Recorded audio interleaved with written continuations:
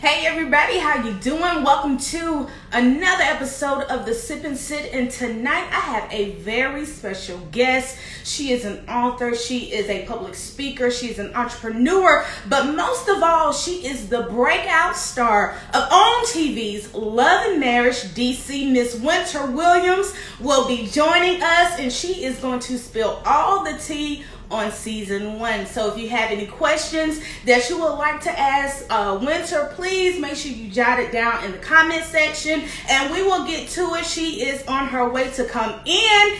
I have the privilege of interviewing the breakout star of Love and Marriage DC, Miss Winter Williams. We're going to talk about her life before reality TV, and plus she's going to spill the tea of all the secrets of season 1 of Love and Marriage DC. And I thank you guys for tuning in. She's gonna hop on, and I'm really so excited because this is my first reality show star that I will be interviewing. I have been doing this series for almost a year. It will be a year in September, and I have always wanted to interview someone from reality TV. That is my dream. I watch reality TV a lot.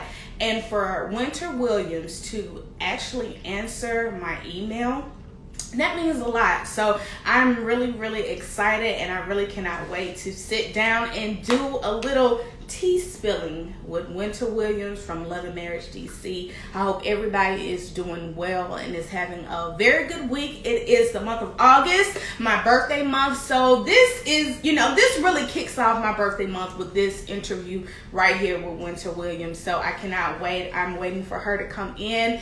And please tell a friend to tell a friend that I do this every week. So if you know somebody that would love to be interviewed, whether you're an entrepreneur, you're in the arts, whatever you do and would like to be featured on the Sip and Sit, please send me a DM or send me an email. My information is in my bio, so please hit me and send me and hit a DM. And we can get them on here. So I am very excited to be going live with Winter Williams, and I cannot wait to speak with her. And if you have any questions, please make sure you type it down in the comment section.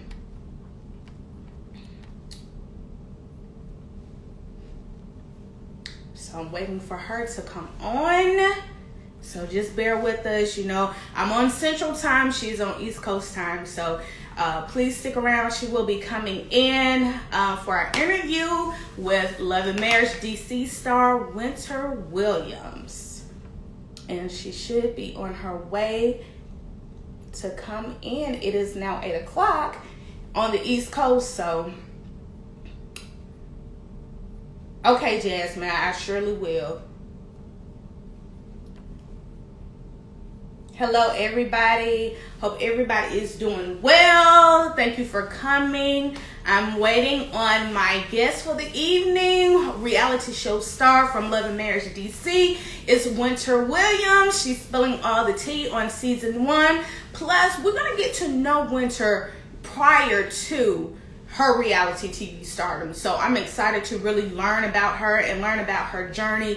She is gonna come on, and I cannot wait to really talk with her and get to know her. Hello everybody that's coming in. Hey Courtney Starks.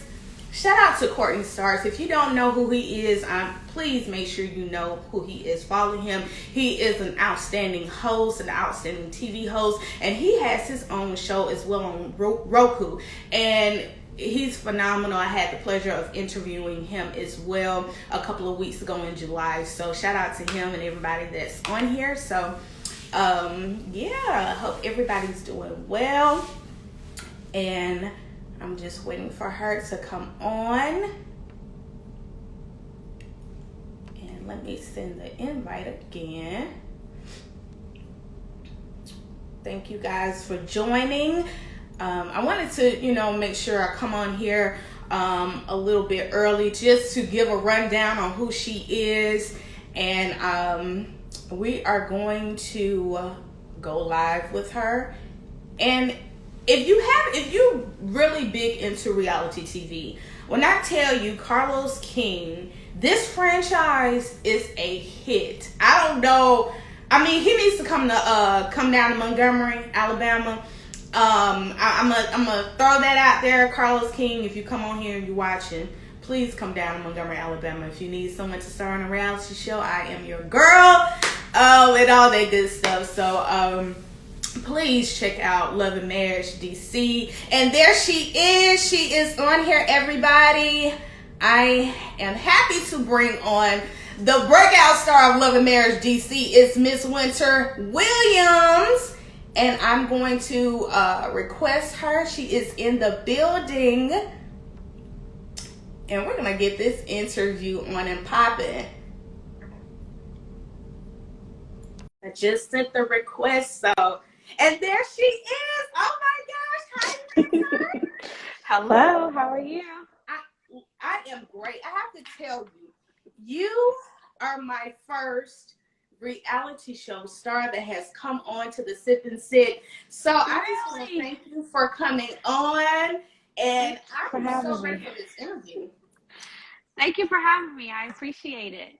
I'm Yes. going to turn off of my Wi-Fi to make sure we don't have any issues with the interview. So give me a second. I'm going to leave and come back in. Okay. All right, she's going to leave and come back in so we can make sure that all of the Wi-Fi, all of the technical issues. But I'm really so excited because Winter is my first reality show guest on the Sip and Sit. So I am ready to get down to the T of Miss Winter Williams. And she's going to come back in and we're going to get this interview started. Okay. Hello to everybody. There she is. She's back, y'all. Awesome. She is back. And I have to say this, Winter, you are the breakout star of Love and Marriage DC.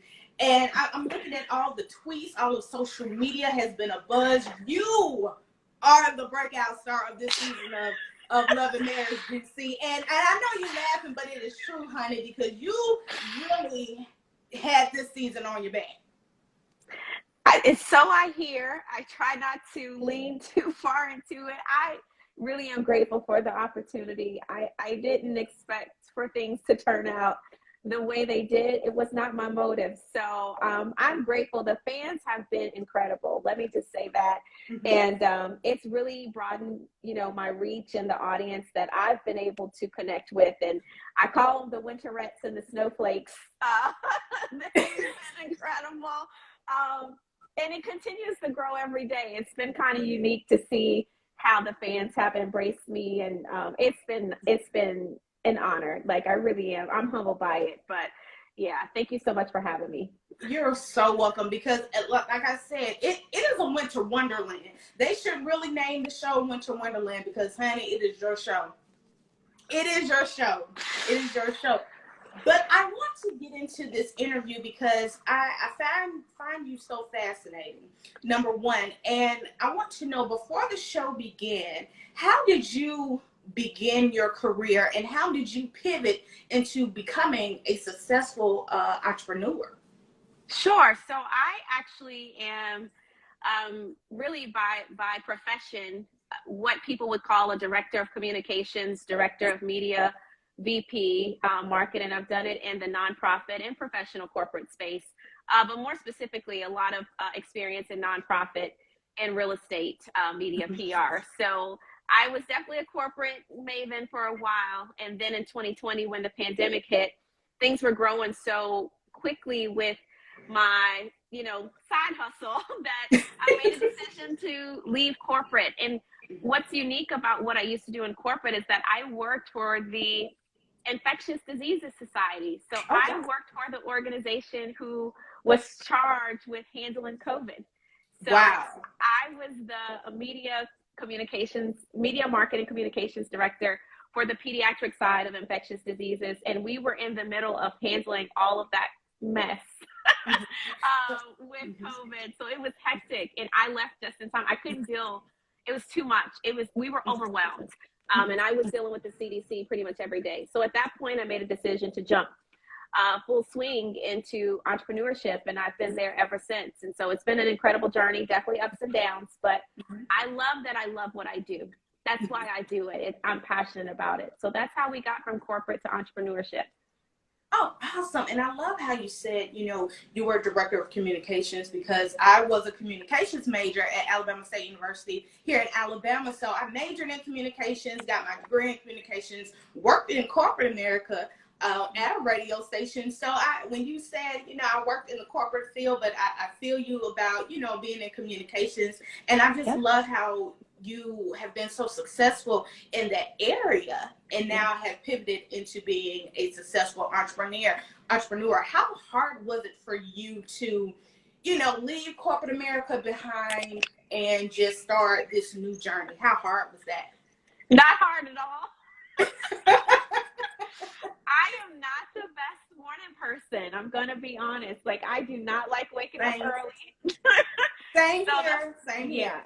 The fact that I wasn't on anyone's time clock anymore absolutely was a blessing. And it was not hard. I clocked out and was happy to clock out the last day that I was, fulfilling my agreement to give my 2-week notice. So yeah, it hasn't been hard at all. I think as an entrepreneur, you go through ebbs and flows. And I teach this when I teach about classes. I actually have a course coming up. So if you're here, make sure you register. Oh, I need to register. It's called Productivity, Profits, and Peace. And I feel like as an entrepreneur, it's really balancing all three of those things, learning how to balance and juggle productivity, learning how to balance and juggle profits, because, you've got to pay your own bills and employees that you may or may not have, or consultants and contractors. And then peace, because as entrepreneurs, I feel like oftentimes, I can speak for me, I work harder as an entrepreneur than I did in corporate, because corporate, I know, 8 to 5, 8 to 4, I clock in, I clock out, and I'm done. But an entrepreneur, I feel like you tend to work, 8, 10, 12-hour days trying to make sure that things stay afloat. So I'm very passionate about teaching entrepreneurs balance, and especially if you're a mompreneur, because you're also balancing the role as mom, which can also, lead to burnout and stress and diseases and things of that nature. So it's important that we teach, entrepreneurs how to balance those things. So yeah, it wasn't hard for me. I was like, when it was time for me to give my notice, I was out the joint and hadn't looked back. So yeah, I love what I do, and that's really what motivates me to keep going.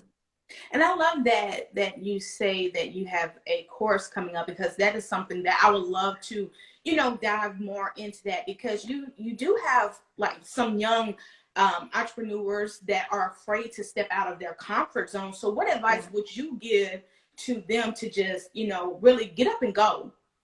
Yeah, I mean, I think the advice has been given to just take the leap and make the leap. But we live in a very different world. And I always advise entrepreneurs what my mom used to tell us: a bird in the hand is worth two in the bush. And so don't feel so much pressure to jump out there. It may be that you have to work your corporate job like I did and have this side hustle until the side hustle is healthy enough to sustain you. And I think so often we make the mistake of jumping out there too soon, and then we're stuck when we can't pay bills, or we can't do this and we can't do that. So I tell, young entrepreneurs not to feel bad about easing into it and making sure you have something viable. And sometimes it takes us a few tries as entrepreneurs to make sure we get to something that's profitable. That I see it from all sides. My bachelor's degree is communications. I have an MBA, but I'm in doctoral school. Oh, and, wow, congratulations. Child, congratulate me when I get that paper, okay? Congratulate me when I graduate, okay? Listen, it's been a long journey, but so I'm in doctoral school, and I'm getting a DBA, which is a doctorate of business administration with a concentration in leadership. And my dissertation is on race and equity and income disparity amongst minority women in corporate leadership roles. So I find that as minority women, we actually are excelling in the entrepreneurship game. However, that ability to have balance is where we lack, and where we see so many health issues in minority women, because we try to balance and maneuver a lot of stress. And so for me, as a result of my dissertation, what I hope to do is go on a teaching tour and hopefully have some tools, and practices put in place that I can educate corporate, professional, and entrepreneurial women on how to create balance in their life and be more productive. But ultimately, so they're not, causing themselves to have things like heart disease, heart attacks, and strokes early, because again, we're just inundated with so much stress and responsibility. But yeah, one day at a time, plan your exit. Don't just be so quick to jump into entrepreneurship. I think it's the worst advice that entrepreneurs can be given, because again, it's all fun and games until you can't pay your rent. Ooh, come on with it, Winter. Yes.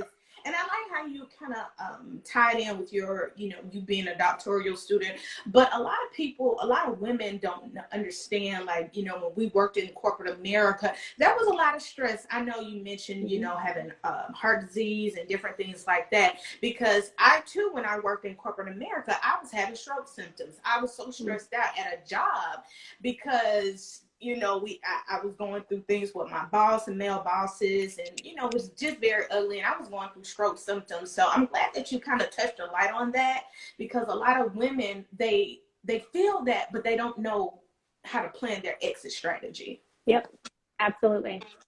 So have to talk to them.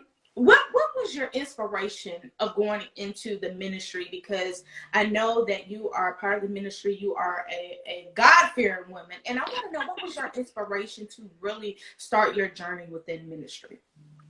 So I think it's important that people know that I'm a PK, and my parents were pastors. Oh, wow. So I get it now. I get it. Yes. I think it may be a little strange for people. Like, how does a woman of faith end up on a platform like this? But can I just say, it has been a tremendous honor to represent on a platform that was not created for me.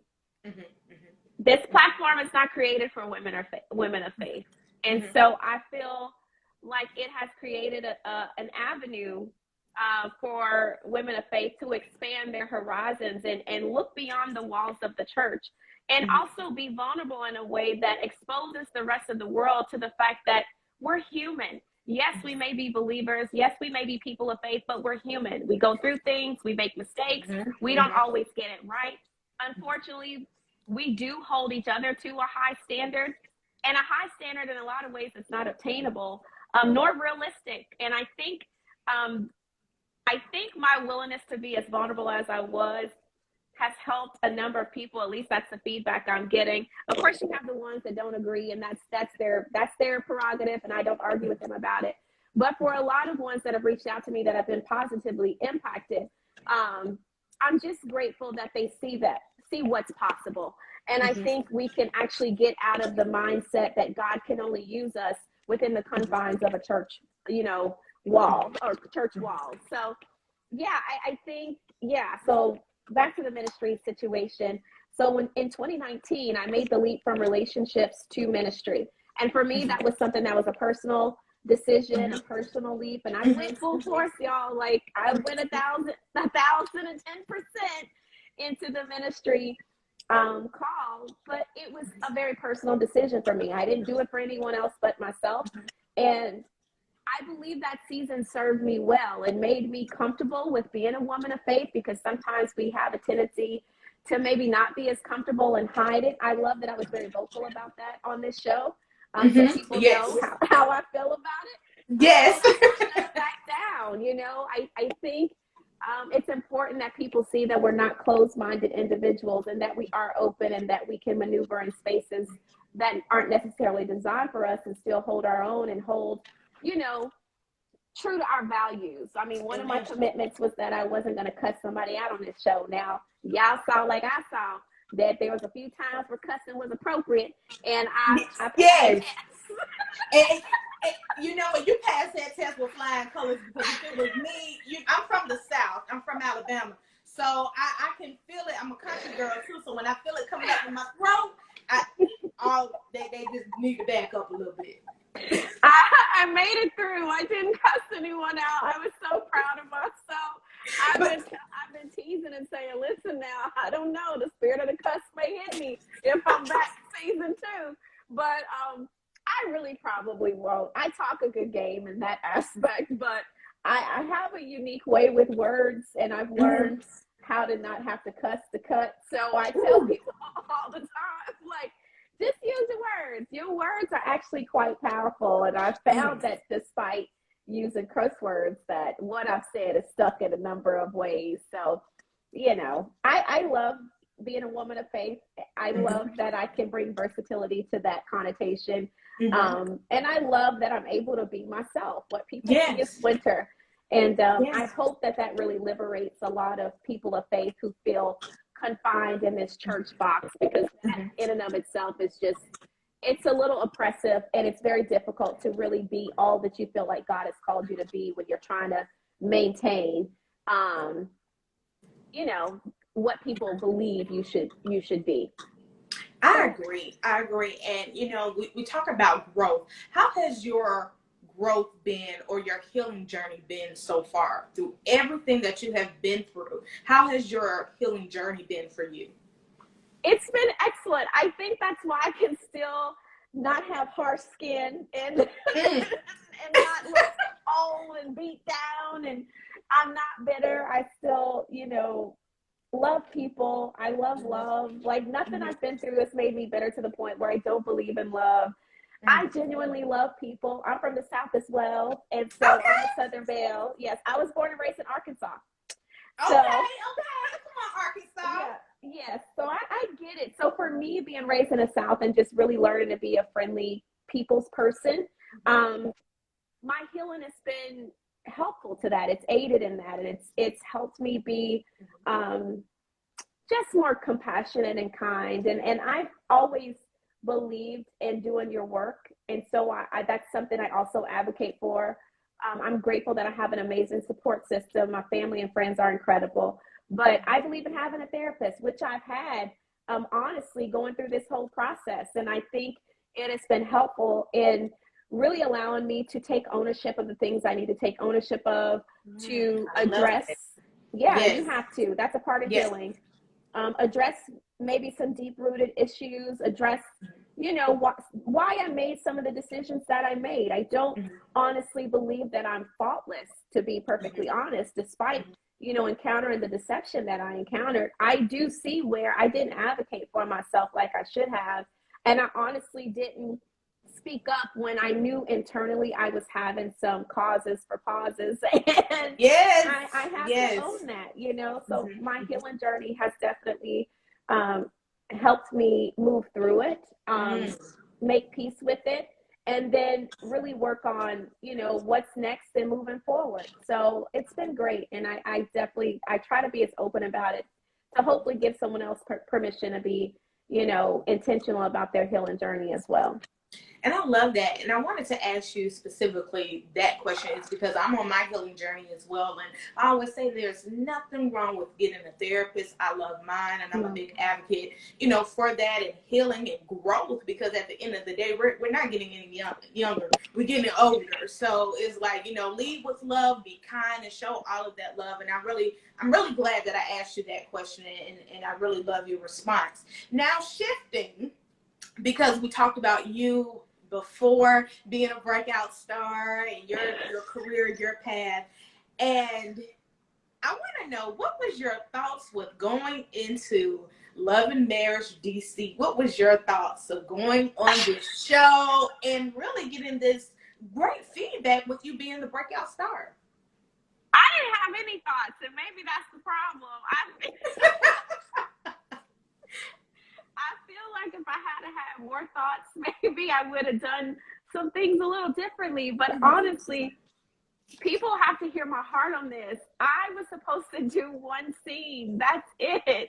Wow. And so when you're only supposed to do one scene, I understood the assignment. I was supposed to be the guest speaker and go home. Like, y'all were only supposed to see me one time.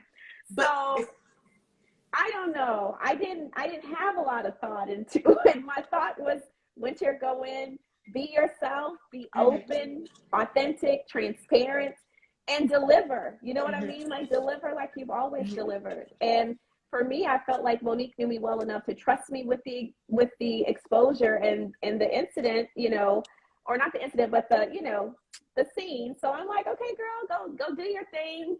and go home and move on. That's it. Well, can I just say you really brought everything. You were like that one scene. I'm glad you didn't just do one scene because we needed this winter wonderland for this whole season. Okay, we needed the winter wonderland, the shit, the shade, the tea, the lemonade, all of that. We needed it, and we got it. We got it. So, how has your life changed with being on the show? Oh boy. I think the strangest thing is getting recognized while I'm out. People are a little weird. Oh, I can imagine. People are a little weird. I think too, just of course it grows your audience for sure. But I think I've been incredibly pleased with just the positivity and the support. Like I rode by myself this season. So I feel like, the audience or the fan base that support me have become my plus one and the support I didn't have, right? So that's been cool. But I think probably hands down is being recognized. People are a little weird about it. So you kind of have to process it. I just tell people that I'm friendly. So if you see me out, don't stare and be weird. Like just say hey and I'll say yeah, just like hey, like go about your business. I think people don't know if I'll speak back, and I get it. Like I hate the word celebrity because I don't see myself that way.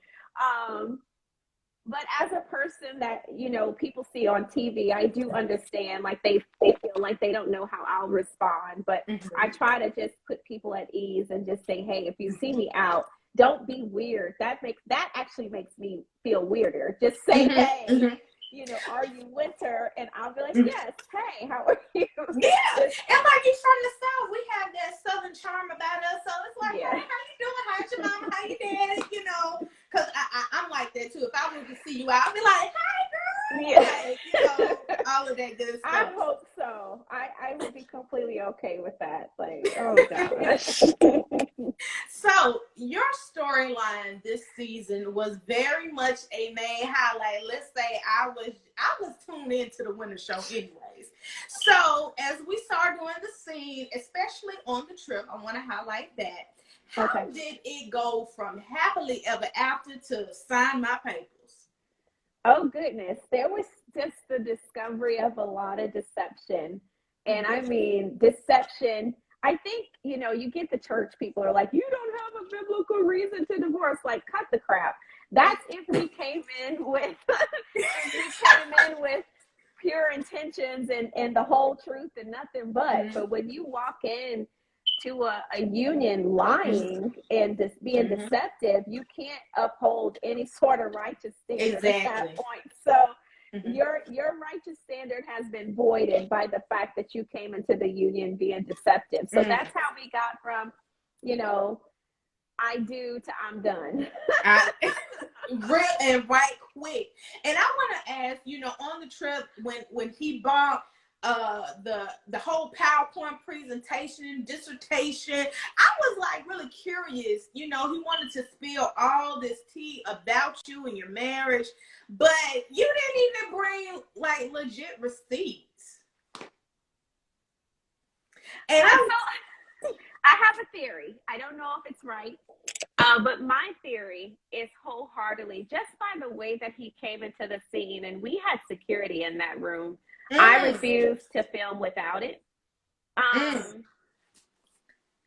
My theory is that he was told, and I'm not saying who told him, but somebody told him that he would have an opportunity to talk to me and try to win me back. That's what I think. Wow. It's just the way he moved that night, and I felt like he, I spent a lot of that night running from him. You know what I mean? Like you did, because you didn't even want to sit by him when he came into the area where the dinner table was. No, I hadn't seen him in about 9 months at that point, and I mean literally hadn't seen him. I didn't want to be around him. I was willing to do the scene, but I wasn't willing to entertain anything that he had to say. Not for real. And for some reason, I feel like his mindset was that. I really, really do.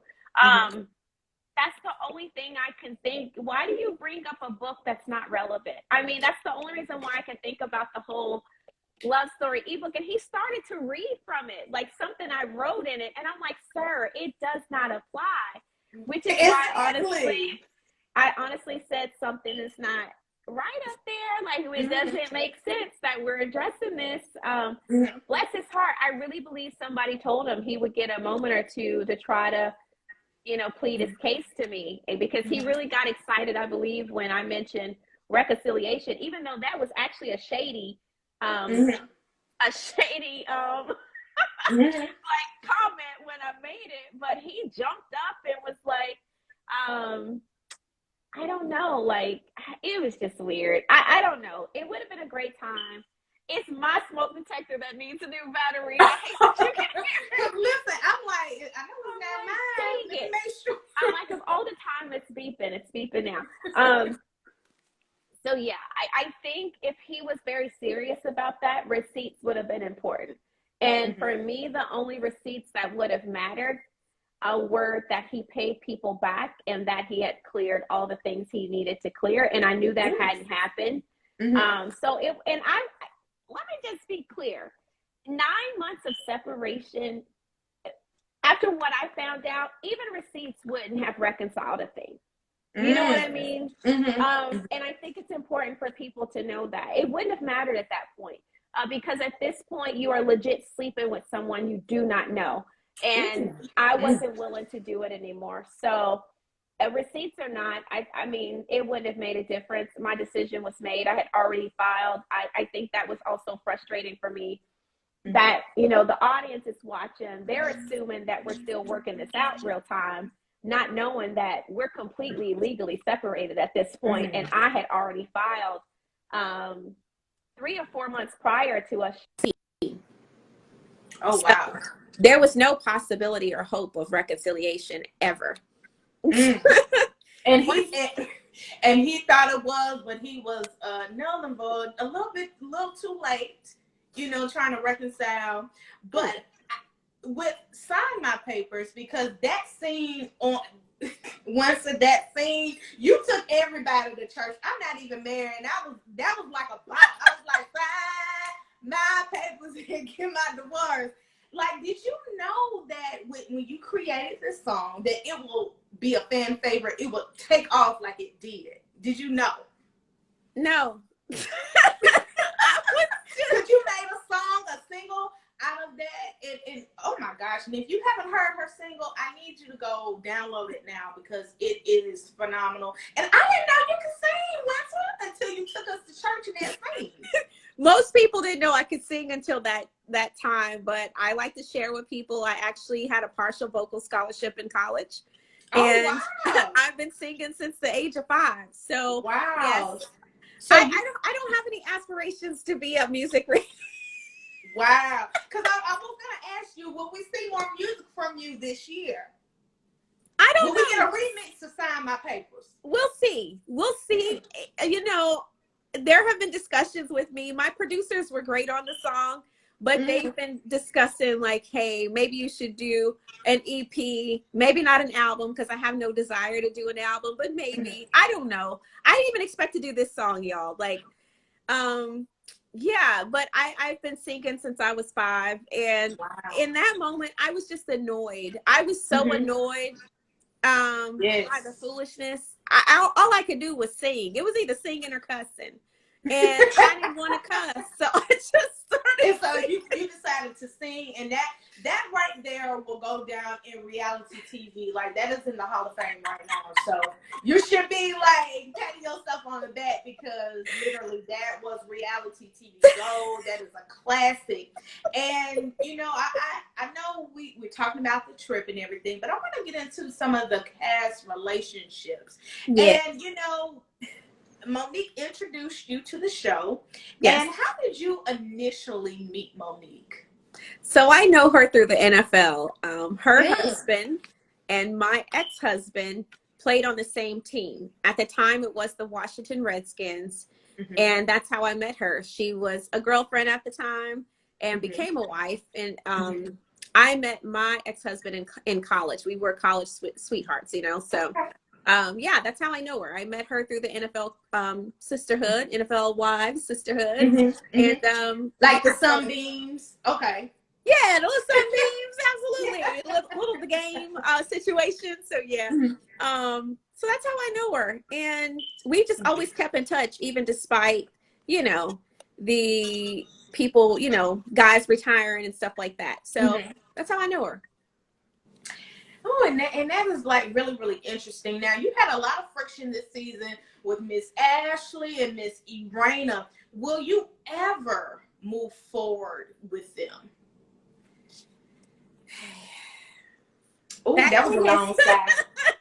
That was a long sigh right there, Winter. Child, let me tell you, I think I have no idea. It has been such a crazy like experience, and I think too, there's been so much that has been said and transpired. I believe in forgiveness and second chances. I haven't been in relationship with them, so it's not anything that I feel like is a deal breaker that has happened, but it would take a lot of work. And I'm okay if we're not friends. I think that's important to understand too. But I really hate the way the season is played out, because I felt like with the finale, we ended in a very positive space. It just so happens that, you know, after that, it just kind of went downhill, you know, so much so I don't think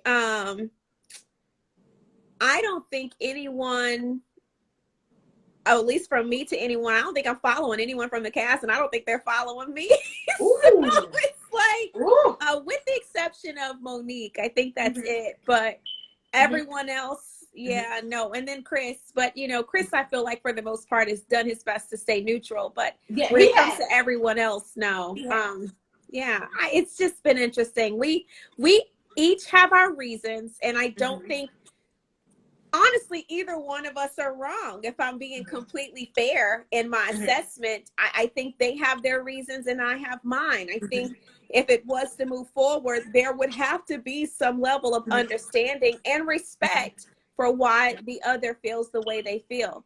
But I don't feel like there should be any more apologies, because I've given a lot of apologies and have yet to receive any. So do you think that they don't hold themselves accountable like you did? Like, because you did apologize. I did. Do you think they don't hold themselves accountable? So in order to hold yourself accountable, you have to believe that you've done something wrong. I wouldn't say that this is a situation of accountability, maybe more so of not really feeling like they've done anything wrong. So I don't believe I can expect accountability when people don't feel like they've had any error. You know what I mean? So that's really what I feel more so than anything. I do believe that they feel justified in the things that they've said and done. And that's where I really probably find it difficult to find a common place and space for us to be able to move forward. Is it possible? Yes, but it just would take a lot of work, and it would take adults who would be willing to be adults, and egos would have to be set aside. You know what I mean? So I don't know. Do you think, with Monique being your friend, because this is the question that I want to know, do you think she played sides with you, between you, Ashley, and Irena? Do you think she played sides? I don't know that it was necessarily playing sides. I call her Moni in the middle. I just think she was in the middle where she didn't belong. I think in some aspects, you got to let people work out their own issues. And I think it's easy to want to be kind of the conduit. And unfortunately, she just was not the appropriate conduit in this situation. And in fact, because of it, in some cases made it worse. It's like I told her at the selfie event, like, you've mixed up a mess in there. Right. Because I think, you know, from watching the show, Monique carried the bone. And when you are a bone carrier, everything erupts. And she tried to say, you know, you started the drama. How did you feel when she said that to you at the reunion, when she was the one to carry the bone? Yeah, I think too. I think there was a part of her that genuinely wanted us to try to work it out. Mm-hmm. I just don't feel like she was the person to be the mediator for us to work it out. Of course, yeah, I agree. Love Monique, but I agree she wasn't the Yeah. one to be the mediator. Yeah, I don't, and I feel like too. I was supposed to be at that event. I feel like she should have waited until I got there before any conversations were had. I I agree. feel like by my absence and kind of going in and telling the story ahead of time, Mm-hmm. I walked into a war zone. You did, yeah. Like you did. She carried that bone, and that's when the fire. They were waiting till you got there to really, erupt. How is your friendship now with Monique? I really haven't had a whole lot of interaction with any of them. I went back to work. And that's really where I have been focused. I will be honest and say none of them were my friends prior to filming the show. So it's not weird that we're not hanging out after the show. You know what I mean? Mm-hmm. I went back to work and I was traveling quite a bit. So for me, I was just like, okay, deed is done. Back to real life. You know Back what to I mean? real life. I got things to do. So yeah, I really haven't. And I wouldn't say that things are in a bad place, but I wouldn't say that they're in a good place either. I really would say things are as they were. I do feel like for me, it's definitely opened my eyes because I feel like sometimes we're guilty of inflating ourselves in the eyes of other people. And based off of some of the comments that she's made, it's kind of like, oh, okay, thank you for letting me know where I stand. I will move accordingly. That's it. Let me adjust, and really align myself with what things are. Because again, I think for me, things were a lot more cooler than they were from her end. It just wasn't mutual. So I don't know. It's interesting. I think I've learned a lot. And I've just been trying to learn what I can learn from it, apply it to my life, grow as a person, and continue doing what I've done. I mean, I realistically have had a platform before this show started. So a lot of it is me going back to work. You know what I mean? Like literally going back to work, adjusting, figuring out how to better serve the new audience I've gained as a result of being on the show. But I don't know them well enough to hate them. I don't like how some of the interactions have been on social media. I feel like they've been teamed too much. Yeah, I agree. I've been watching, Twitter and everything, and I don't like that how some of the guys have kind of interjected themselves into grown women's business. Thank you for saying that. I just feel like men should stay out of women's issues. Yeah, I just think that's always like the wrong move. Like, let ladies be ladies. Let us handle our stuff. We don't interject when the men are having their problems. Yeah. So I agree with you on that. Now I do want to touch bases with you. On the reunion. And can I just say, you literally look like a vision in red, honey. You were killing it at the reunion. Loved your outfit, your hair, so beautiful. Now at the reunion, you heard something about your castmates, and Monique said on the show they don't deal with rumors on reality TV, but I'm like, well, it's reality TV. People are going to talk about you regardless. What are your thoughts on that when she said that? So let's be clear. I feel like one comment in response to Ashley, who said she heard rumors, my simple I heard rumors too, turned into a whole storyline that carried all the way through the season.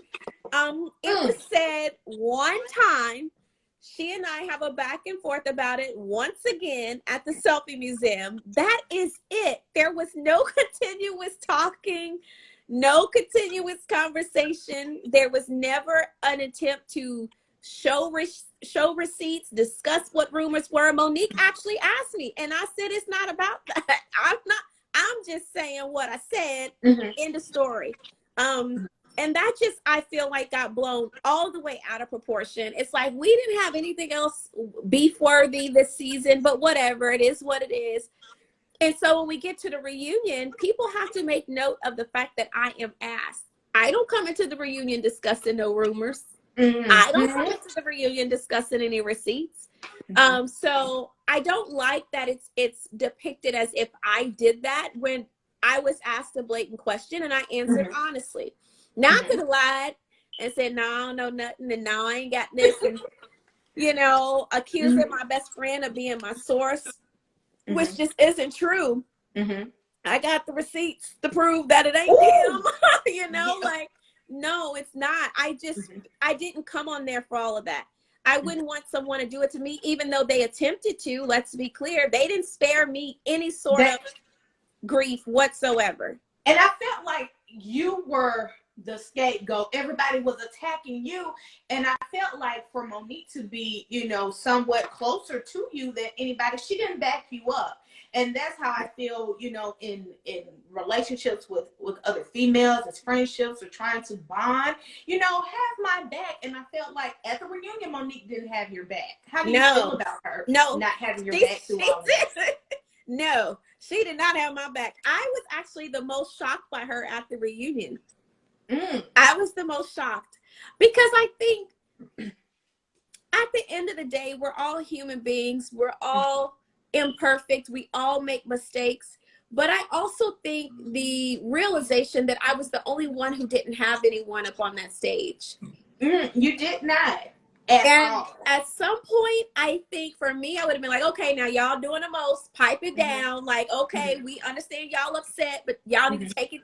Like, I just really felt like, I think the audience would have actually flipped their opinion of her if she had at least at the reunion spoke up, especially when the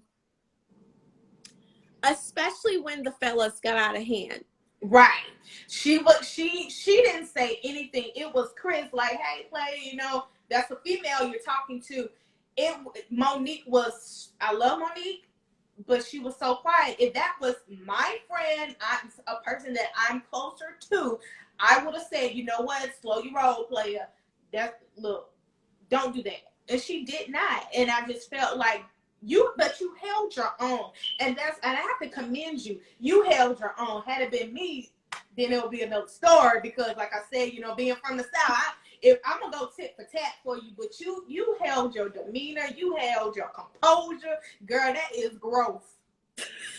Listen, I don't know. I really, this is where I think my faith is it works for me. And I honestly didn't ever want to be in a situation where I allowed people to take me out of character. Certainly at the reunion, I was challenged because it was a lot. I've never had men speak to me like that, ever. Right. Especially coming from a woman who was raised by a father who never, you know, told her to shut up or, you know, disrespected her. My dad raised us very well. And so to hear men speak to a woman, you know, and their wives sit there and allow it to be done, like that was the other thing that spoke volumes to me. I could never picture my significant other or my spouse speaking of a woman or about a woman. In fact, you know, it's funny because the situation that Ashley mentions about my best friend, you know, saying something about her and Quick, I'm like, but are you forgetting the fact, or maybe somebody didn't record that I actually checked my best friend and said, hey, don't be messy. So I'm like, I did for you what you were not willing to do to your own husband. And it doesn't matter whether or not you liked how I did it. I did it. I could have allowed him to continue, and I did not. And I shut it down. So the fact that women would sit there and allow for a man to speak to a woman that way speaks a lot about them, just as it spoke of their husbands. And I don't think that got by the fans at all. I think the fans were equally as disgusted by the behavior. And I think, you know, the excuse has been, well, I wasn't directing it towards her. It was towards her friend. It's like, yeah, but the friend wasn't there. So you were directing it towards me, and I bore the brunt of that. and it was unacceptable. I believe I was informed that Jamie went on the Jasmine brand and said he cussed me out. I was like, well, that was edited out. Why would you go tell it? And why is that such a badge of honor? Why would you be proud of that? Why would you be proud to cuss out a woman for what? And quite frankly, I didn't come on there to expose or share any receipts on the Tylers. I was very honest about the fact that people sent receipts to me. And so when Carlos asked, did I have receipts? I was honest, but I also was honest about the fact that the Tylers receipts were sent to me 48 to 72 hours, clean up until the time I was getting my hair done for the reunion. Receipts were coming to me, and I mean receipts. And it was just crazy that it was, projected as if I was digging and try. I'm like, I don't care enough about y'all to dig. Let's just start there. I really, really don't. I don't care. But somebody cared enough to send me all of this stuff. And it's crazy. That's what people do in reality TV. They send you receipts on people. I mean, you don't, I think people think you have to go searching for this stuff, but you really don't have to go searching. Nor do I care to have it. I'm like, it is what it is. I'm a firm believer that what's done in the dark will come to the light anyway. So I don't feel like I have to be the bearer of any sort of news. Unfortunately, Carlos asked, I answered honestly, but it's been projected as if I'm the one doing this or I'm the one seeking this. Jamie even accused me of having one of my trolls, as if I claim trolls, that put his house on Twitter or something like. I'm like, are we seriously trying to put trolls on me now? Like, I've been taking the brunt of a lot, but we're not gonna assign trolls to me. Like, I'm not gonna be responsible for what trolls are doing. But I honestly think there's a lack of awareness of how some of the behavior has come across this season and how it has truly rubbed some of the fans wrong. And so I think they assume that it's me sending these people, but I'm like, I ain't got time for that. Like, I'm sitting here defending myself, yet I'm still getting threatened, and it's just been insane. I don't know. Wow, I just cannot, imagine all the shady tea you get and everything. And from me on the outside looking in, I just don't see you as that person like going to search for and digging up for things. Like, you don't have time for that. Who cares? Like, who has time to do that? I don't care. Who has time for that? But I do want to ask you, and this is like the $1 million question. Will Love and Marriage DC be returning for season 2? And will it be another Winter Wonderland for season 2? I don't know. And I don't know. I can't answer either one of those. I have had no words on either. Like, so I don't know, and I don't know. Can I just say, I'm a huge Winter Wonderland fan. That, I know you have your Winterettes, but as a fan base, it's the Winter Wonderland, and I hope and pray that you come back for season 2, because we need to see more winter. We need to see, getting down to the nitty gritty, but also giving that classy shade, because like you do give a little classy read and a little classy shade. I'm guilty. I'm guilty. Yeah. I'm guilty. Yes. I mean, it's just really classy. And I hope that you come back with season 2, because you did kind of carry this season. You did. You carried it on your back, girl. I'm happy that you're not been over now, because you did, carry this season. But hi, V. Winter, can I just say that you are reality TV gold, and I hope that you do come back. I really do hope that you come back.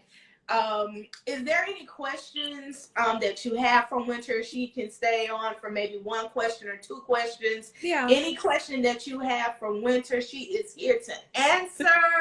On the Sip and Sit, this has really been a privilege. Thank you for having me. Yes, by far, Winter. You have been my first reality show guest, so you have really broken the mold. I have to give you a hand clap, and I hope that you come back we're family now, girl. So I know. you are more than welcome to come back on the Sip and Sit anytime. Thank you.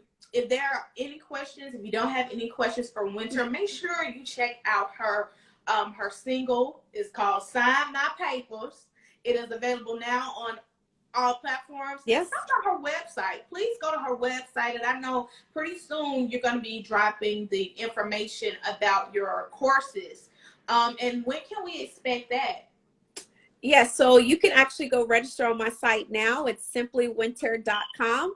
If you're interested in attending any of my events, I do a lot of healing retreats for women. So check out that as well. So simplywinter.com, and check out my shop. I have a lot of great things going on, and I would love to connect with a lot of you. So if you're a woman, if you're a professional woman, if you're a woman of faith, not a woman of faith, we have a little bit of something for everyone. And we're working on pop-up events as well, so I can do some meet and greets with a lot of the fans that have come to know me through the show. So stay tuned for those dates that are dropping, and I'm excited about that. So yes. Yeah, and I hope you come down to the South. I really do hope you come down to the South. I will make sure of it. I will make sure of it for sure. Yes. We have a couple of questions. Sure. I'm going to take 2 questions because I know Winter is busy, honey. One question is, would you change anything about you being on the show? Yes, I will. I wish I had backup.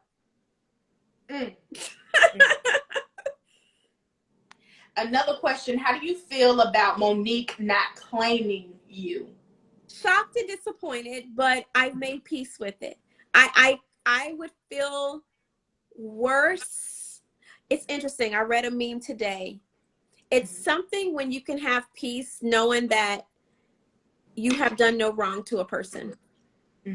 I love that. I've never wronged her in any way. And I've always been for her and in her corner. So I can make peace with her not claiming me. I do not worry or lose any sleep about that. It happens. We can take one more. These comments, oh my gosh.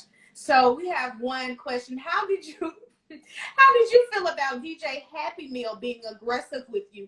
Did it seem like a child was screaming at you? And oh my God, DJ Happy Meal, I'm done. I'm done for the night.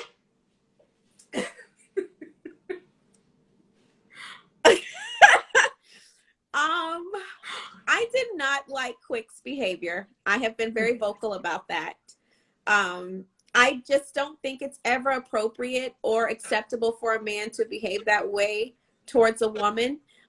In all fairness, I understand if he was upset, as any man would be in defense of his wife. However, we are adults here. No one here is not an adult. And there was nothing that I said that would have inflamed him if he was truly upset about what he was upset about. It wasn't like it happened real time. So to direct that type of negative energy towards me and how aggressive and toxic it just was unacceptable. And I'm thankful that I did maintain my composure. But it was a very upsetting experience. And I really hate that I had to witness and be a part of it. Like, I hate it for myself because it wasn't a pleasant situation for me.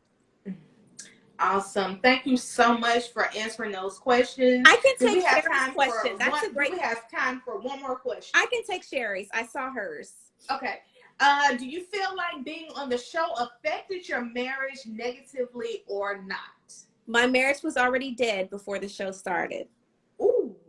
So I think that's unfortunate because the people, they don't get that context. You know what I mean? They feel like we're one of the other couples, and then all of this stuff happens.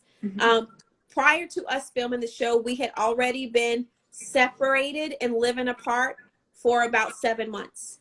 Oh, wow. So it was already dead in the water before we ever shot the show. So no, it didn't negatively impact. It was literally you guys were watching the finality of the relationship. Like me going through the process of a divorce. You're not watching me go back and forth with whether or not I want to save it. It was not savable at all. You guys are literally watching me walk through the divorce process. So yeah, no, the show had nothing to do with that at all. I love it. I love it. Winter, thank you so much for joining me on the Sip and Sit. And make sure you Thank follow you for her. She having has me. some big things going on and coming out soon. Visit her website, download her song, Sign My Papers. And of course, you are welcome back to the Sip and Sit anytime, girl, because Thank you so I enjoyed this interview. Thank you. Thank you so much. Thank you for having me. Thank you everyone You're for welcome. listening. You're welcome. See you later. Bye. Bye bye.